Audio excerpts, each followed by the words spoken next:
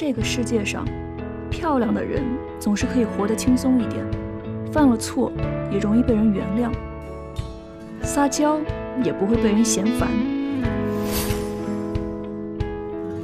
因为这个世界上，没有人可以在第一眼就看穿对方的内心，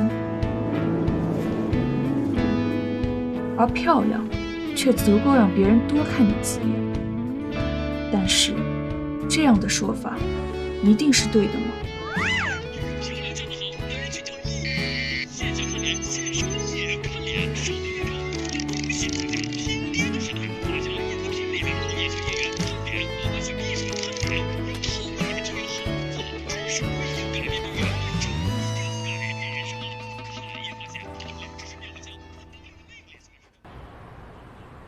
知道西门那边开了一家螺蛳粉店，听说巨好吃，就进去。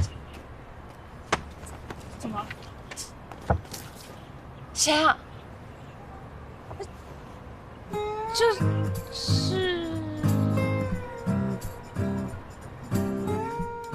是我。你咋想的？对呀，你咋想的？你把自己 P 成了一个蛇精。不是，我是说，你咋想的？为什么突然去参加辩论赛？其实我没有想参加，是麦老师问都没问就给我报名了。啊，决赛辩题是外在美和内在美，偏偏我们又抽到了反方，内在美更重要。商量来商量去，就把我放上去。所以这是要靠你来平衡颜值水平啊！哎，这也太不厚道了。哎呀，这我倒无所谓了，本来就是学生会干部，能用自己的脸为学院工作做贡献，我还挺开心的。只是这个辩题，我压根儿就不赞同啊，怎么准备？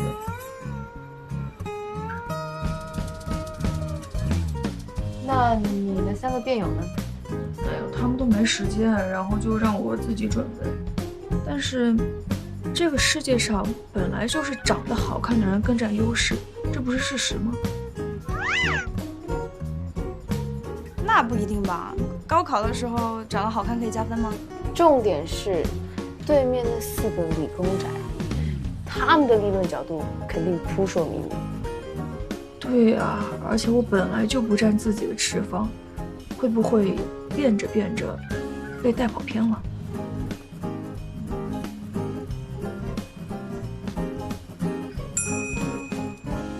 把产品名贴门上的是不是偷偷的理工宅？你个傻大个又不带钥匙，是不是？早啊，早谭师兄。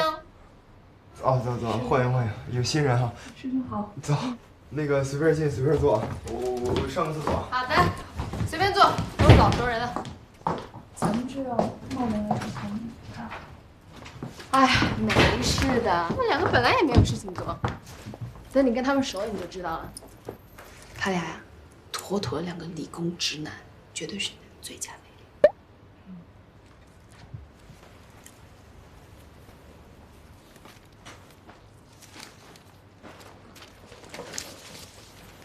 那你看，能用手画俄罗斯方块的，绝对不是正常人。师兄回来啦！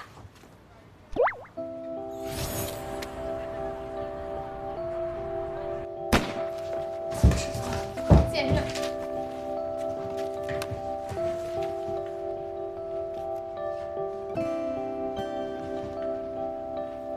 思妍师兄，最近你们的 app 都一切顺利吧？其实我们今天来呢，就是有事相求。师妹有难，咱们当师兄的当然要义不容辞啊，对吧，肘子？给你们倒水喝啊。我帮你。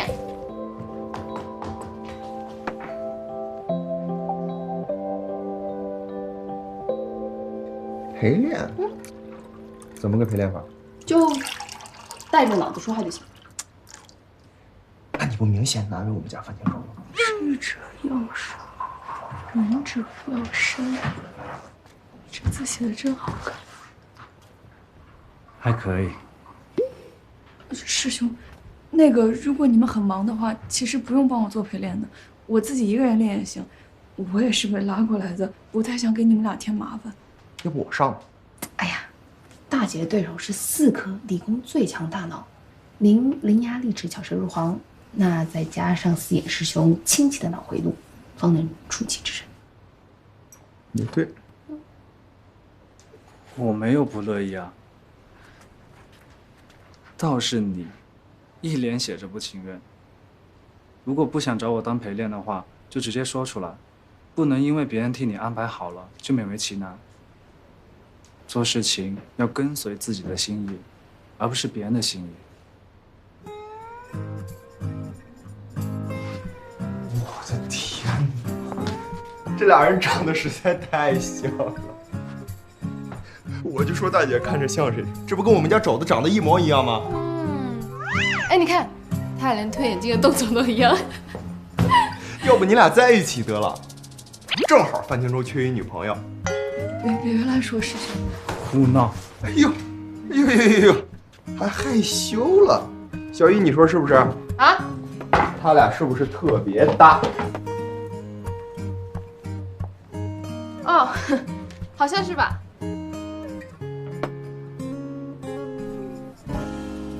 人到齐了，模拟赛正式开始。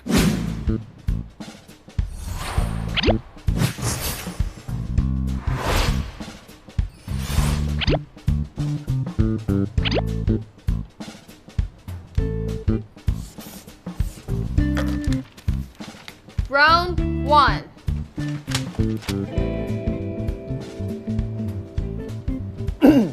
大姐，请问为什么你们女生买东西只选贵的不选对的，却要求我们男生只选丑的不选美的？我们从来没有要求你们选丑的呀，但是在同样美貌的前提之下，你们是否会选择更有趣、更有内在美的人呢？说得好，如果同样善良、同样有趣，我们为什么不选更美的？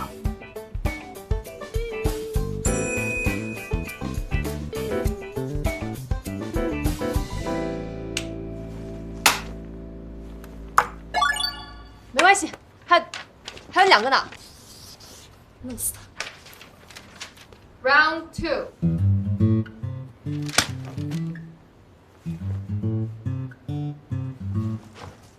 大姐，请问你给你的内在打多少分？外在打多少分？外在20分，内在80分。所以你觉得内在更重要，因为你不够好看。你这是在以貌取人吧？你在扬长避短。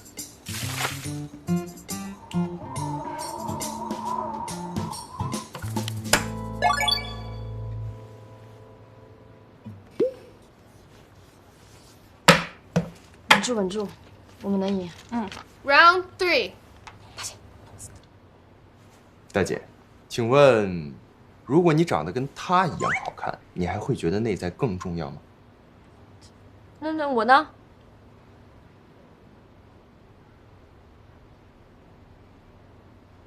？35岁之后，你的外表或许会因为年龄的增长而发生改变，但是你读过的书、懂得的知识却不会。所以我觉得，即使长得跟小雨一样好看，内在美还是会更加重要。如果你们2个长得一样，那我还真不好选。但是我知道，我现在不选你的原因，就是因为外在，所以外在更重要。你这人怎么说话？且慢，在我看来，抓住对方外表不放的人，本来就是内心不够美丽的人。这样的人伤人而不自知，自以为强大，内心却空无一物。真正美丽的人是不会是美心胸的。哎，你什么意思啊？我什么时候是美心胸了？啊？原来这么多年，你终于承认我的美貌了。哎，不闹了啊！那这样，他和他2选1做你女朋友，你怎么选？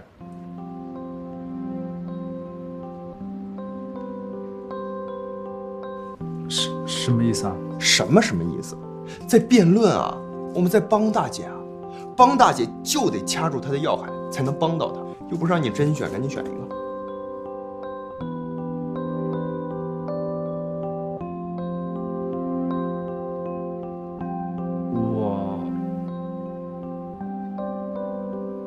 选喜欢的。我没让你选我，他俩。那算你赢了。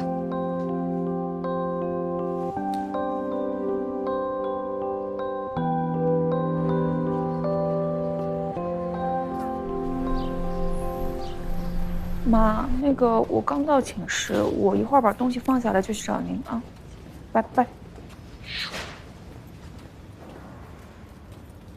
我觉得4眼师兄还挺会撩的，我们让他2选1，他居然还不正面回答。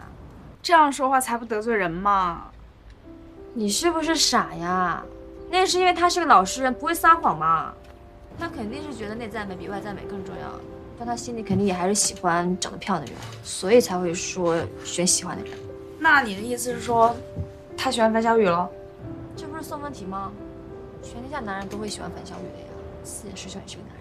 长成什么样又不是我们可以决定的。照你这么说的话，那我们这种不都得输在起跑线上了？所以我是不是老早就跟你说了，要好好打扮一下自己？你有听过吗？软装潢得搞起来的，这是加分项。还有大姐也是，她学生会干部又不是老干部，也不知道捯饬一下自己。你没听那个雷东强怎么叫她？她叫她大姐。我们也叫她大姐啊。那能一样吗？我们叫她是因为她真是我们大姐，但雷东强叫她，哎，算了，自己一会。跟你说也不服。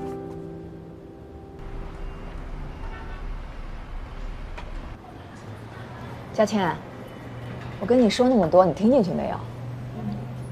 你回头啊，把这些东西拿给系主任。我来重庆出差一次也带不了太多东西，他要是喜欢，我下次就再快递过来。张慧珊，杨佳倩的母亲，一位来自区重点中学的教导主任。一年四季，她都穿着一套黑色职业装，头发梳得油光锃亮，又高又挺。同学们都说，她头发里藏了2室1厅，沙尘暴来了都纹丝不动。妈，这样也太显眼了吧？哎，都是些土特产，又不是什么贵重东西。妈，要不还是算了吧，感觉这样也不太好。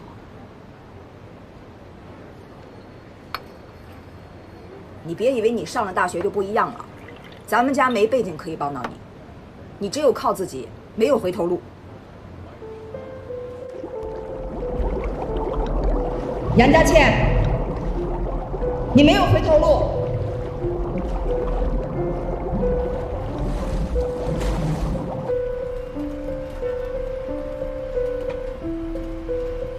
你现在穿的这是啥？你不要把心思都放在这些虚头巴脑的事儿上。这个社会到最后，他看重的不是你的外在，是你的内在，你的本事，懂吗？你是不是谈恋爱了？你这次回家在暑假我就发现不对劲儿，还打扮了。你不会跟你那些室友学的吧？你们班护俊和郑从从的事儿，大家一定要引以为戒。两人屡教不改，学校多次劝说未果，经学校研究决定，对2位早恋的同学予以劝退处分。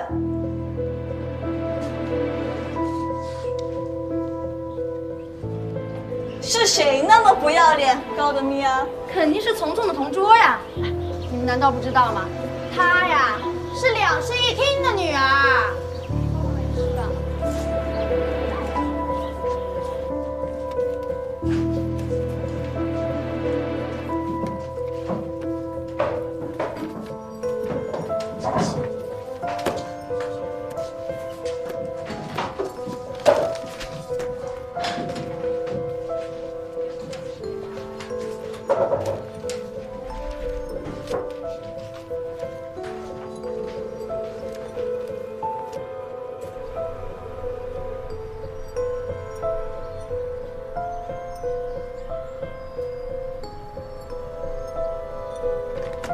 你怎么才回来？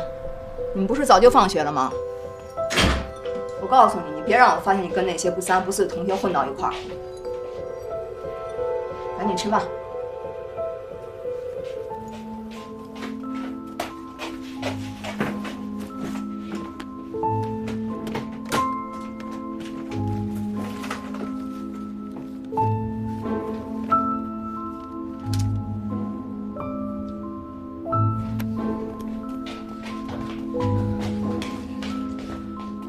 什么偷看我日记本？你以为我不知道吗？我夹的头发不见了。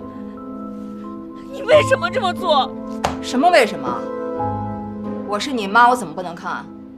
什么陪那个郑从从去给护俊买礼物，还羡慕他涂了口红去约会。你羡慕他啥？要不是我及时制止，你迟早也和那些考不上大学的野姑娘一样。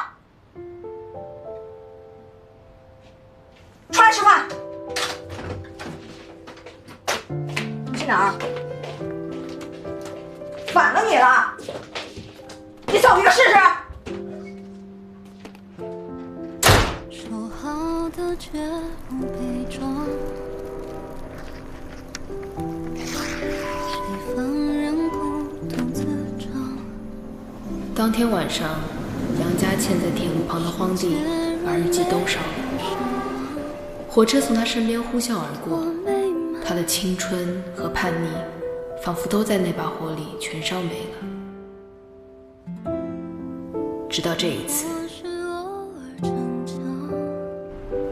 他学生会干部又不是老干部，也不知道导师。你不要把心思都放在这些虚头巴脑的事儿上。你是不是跟那些室友学的？这一次，他决定做出改变。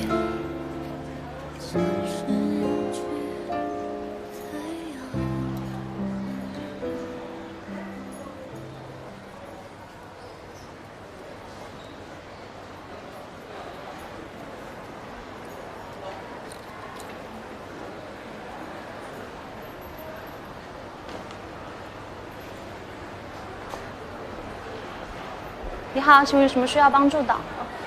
我自己看看就好，谢谢。好的，你可以先看一下啊。那个您好，你好，可以帮我推荐一个颜色吗？当然可以了，谢谢。不客气。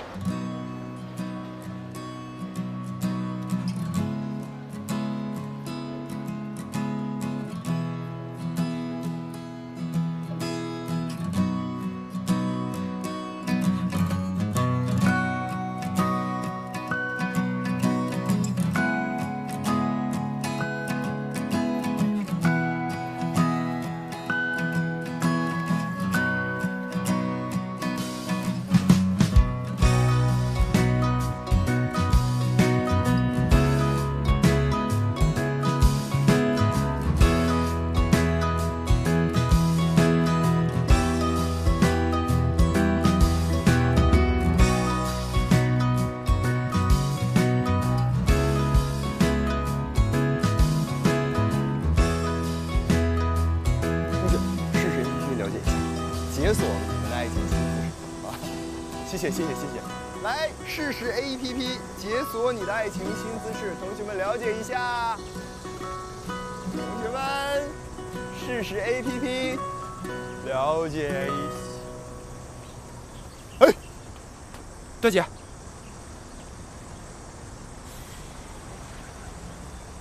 来，过来。师兄好。大姐今儿不太一样啊，是不是？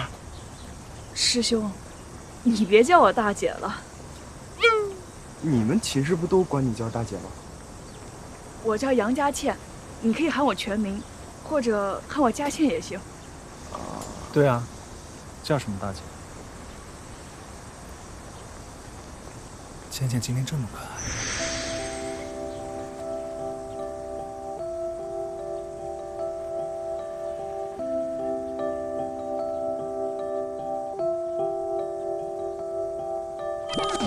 叫什么大姐？这样多不礼貌。佳倩。师兄辛苦了，要不我帮你们发卡片吧？大姐不是佳倩就是靠谱，你看看。那你们俩在这发，我去那边女生多的地方，我再拓展啊。好，你俩发。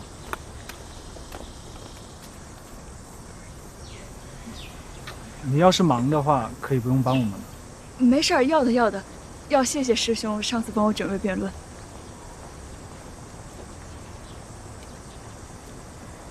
这毛笔字写的真好看，是柳体吧？岩谷柳金，过去总以为自己喜欢颜真卿的精力丰满、气派雍容，最近才发现柳公权的书法更得心意。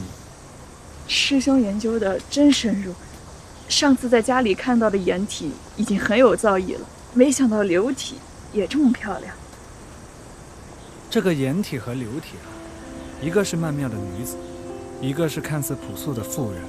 初看曼妙者夺人眼球，可朴素的风雅却只有懂的人才能够欣赏。这么一想，其实这二者跟你这一次的辩题颇有几分相似。其实我这一次自己都不太相信我的持方理论。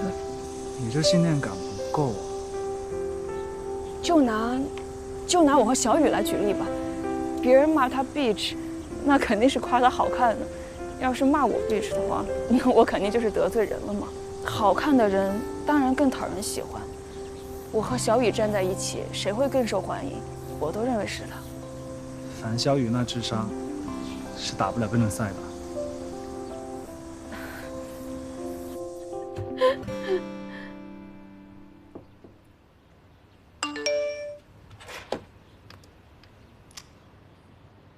哎，我们在学校发学生卡呢，来不来帮忙？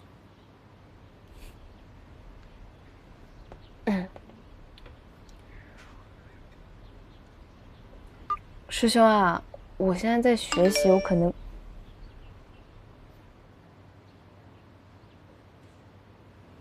大姐要这么努力吗？还家训，也不叫上我们。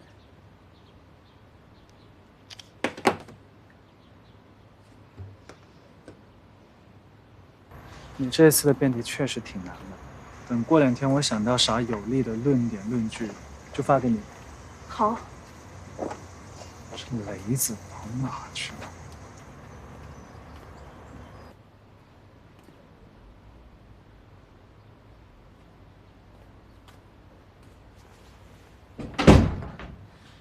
大姐回来啦。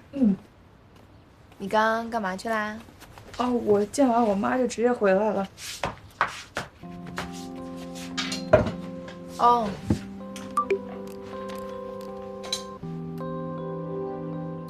这几个链接你可以仔细看下。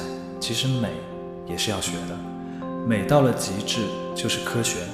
正所谓，一切精美的东西都有其深沉的内涵。大姐，你今天不太一样啊？是吗？大姐，你换眼镜了？对，就我之前那个用旧了，换了个新的。大姐，你还化妆了？给辩论赛做准备嘛。我就说嘛，你早该开始化妆了。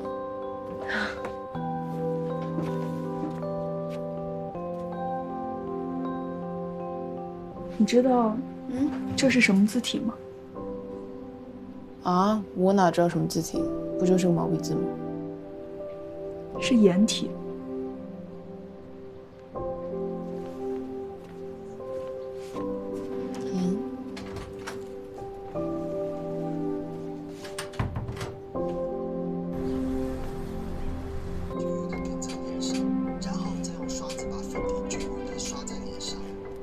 从那天开始，杨佳倩就像着了魔一样，她每天不是在看美妆视频，就是在翻阅资料、奋笔疾书。有时候，她会对着镜子一个人念念有词，半夜起来上厕所都会被她吓到。我以为如果她辩论输了，至少可以学会化妆，最后才发现是我想多了。下面进入自由辩论环节。今天我们的主题是长得好看才是人生赢家。我们认为外在美比内在美更加重要，因为外在美决定了一个人的气质。拿我自己举例吧，老有人说我们是死宅男，品味差。为什么会有这样的误解呢？就是因为我长得就不像个高级货，好不容易谈了恋爱吧，女朋友还老容易把我跟隔壁的老王搞错。我但凡长得像那个偶像贾斯汀，我的女朋友会搞错吗？你能做到首富，你女朋友也不会搞错呀。好看的皮囊千篇一律，有趣的灵魂才万里挑一。好看的皮囊再千篇一律，也好过不好看的皮囊千奇百怪。之前就有一个新闻说，某高校的大3女学生辍学去做了一个美妆博主，年入100万。我跟大家说啊，优势就是优势，你不肯定它，社会肯定它，能挣100万就是最好的证明。我跟大家讲，能用脸创造价值、产生收益，你就是人生赢家。某女大学生辍学在家，靠做博主，年入100万。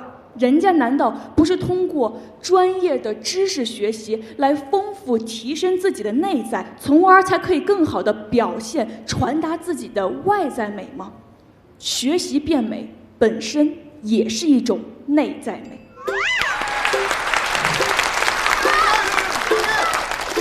这张脸上都是知识点啊，同学们，他得仔细的研究自己脸部的线条、骨骼。为什么人家达芬奇研究人体骨骼是在研究，到了他这儿就仅仅只是外在美了呢？我们举个例子来说吧，你敷面膜，你往脸上一贴，20分钟之后揭下来，人家美妆博主还要仔细的研究每一张面膜上面的化学成分表。你拍照傻瓜滤镜一键搞定，人家美女博主还要研究光线、明暗、角度以及一系列 PS 技术。她难道因为长得好看就要受到偏见，就要被忽视她内在的努力之美吗？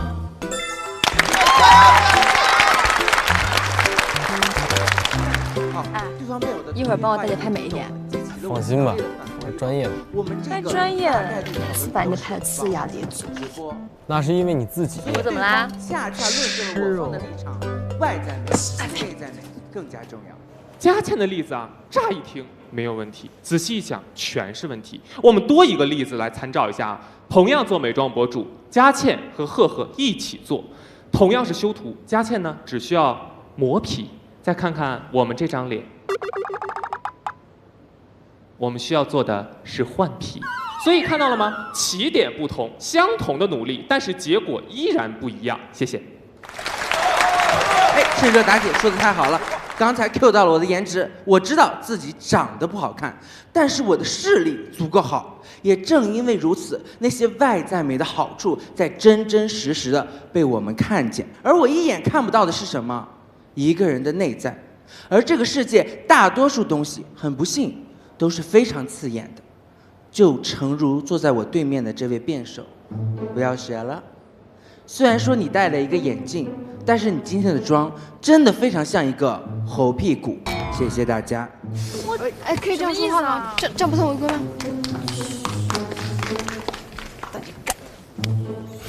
抓住对方外表不放的人，本来就是内心不够美丽的人。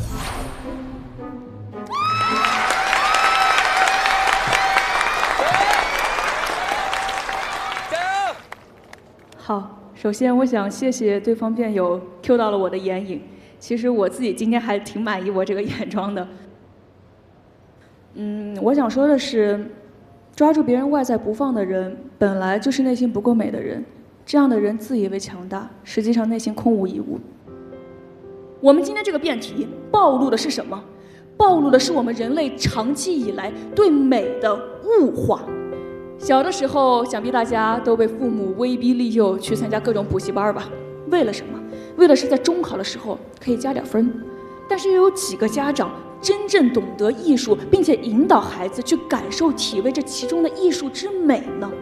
他们不过是在将美物化，变成加分项。而当这些加分项不再成为加分项的时候，他们就会说：哎呀，不要再看小说，不要再听音乐，不要再画画了，学习更重要，快去学习吧。甚至到了我们更大的时候，开始想着稍微打扮打扮，拾掇拾掇自己了。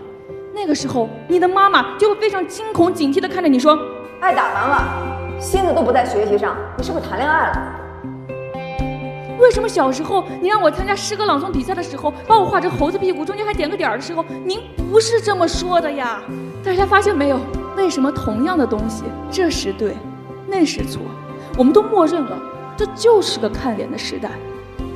但是这个时代看脸，是因为时代本身如此吗？不，是这个时代中的我们造就了这一切。当我们的内在不够美的时候，美会被物化成千篇一律的网红脸，物化成千篇一律的平台短视频，最后物化成千篇一律的利益和金钱而已。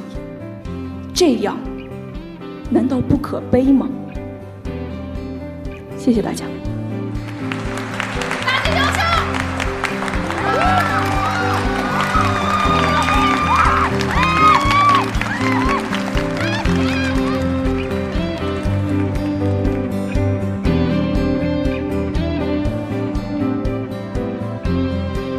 一直以来，我都觉得外放炸裂的叛逆很酷，可对于大姐来说，这似乎很难。直到看到她的奖杯，我才明白，有些人的叛逆是在自己心里的，外面不动声色，里面却河变式计划着。机智的我，也不禁要佩服她。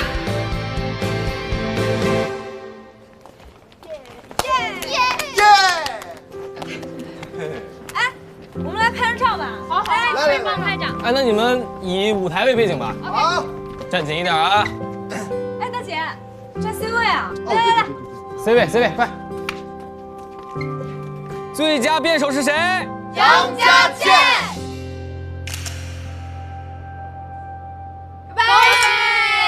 恭喜大姐！谢谢。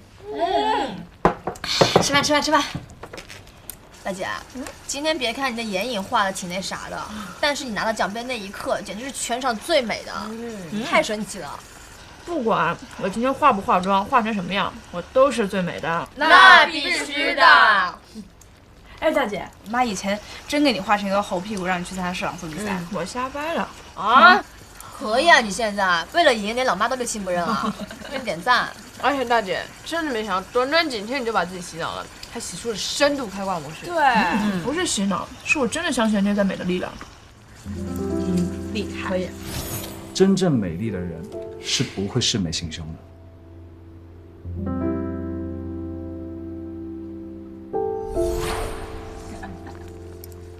加不加得起？打什么？我去接个电话。好。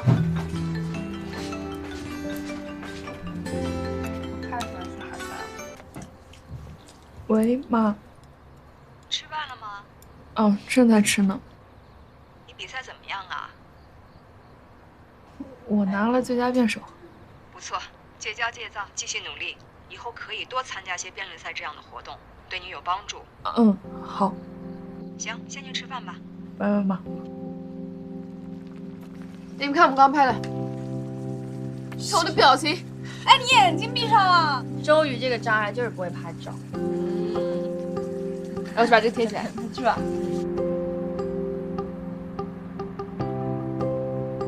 谢谢师兄，这次辩论多亏你的帮助。不客气，你要对自己有信心，表达不是在伤害别人，而是做自己。你要相信，这个世界会因为内在的美丽而变得更加美丽一点。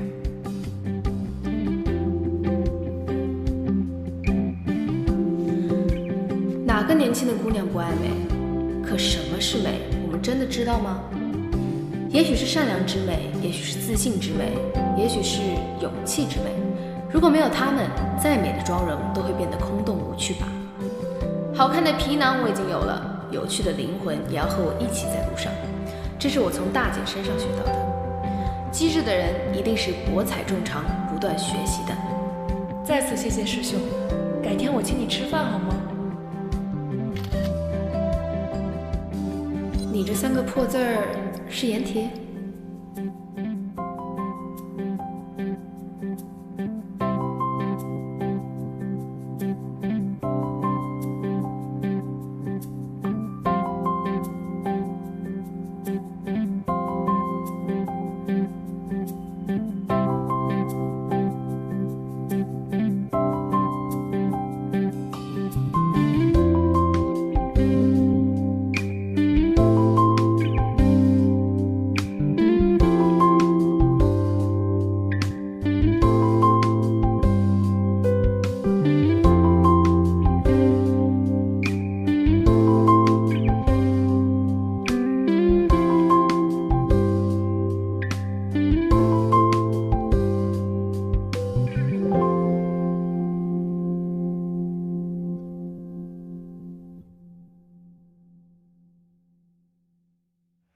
兄弟啊，我不知道有句话当讲不当讲，那就别讲，你是不是瞒着我有什么小动作？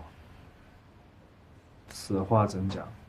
哼，咱俩这么多年了，你要是对我有什么不满呢，就直说，用不着搞这种事儿。要不是樊小雨告诉我，我还蒙在鼓里呢。你说的什么跟什么？樊小雨，他跟你说什么了？他说你最近在弄一个新产品，跟俄罗斯方块有关。你居然都不告诉我，还得他来告诉我。是他没脑子还是你没脑子啊？什么新产品？就是个游戏。那你是喜欢有脑子的还是没脑子的？我说，你是喜欢和你一样有内在的大姐呢，还是喜欢和我一样有外在的小妖精呢？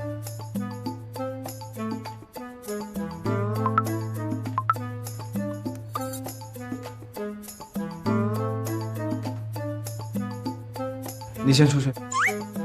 好。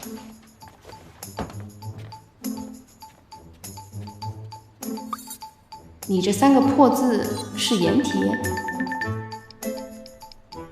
你为什么要偷看我的俄罗斯方块？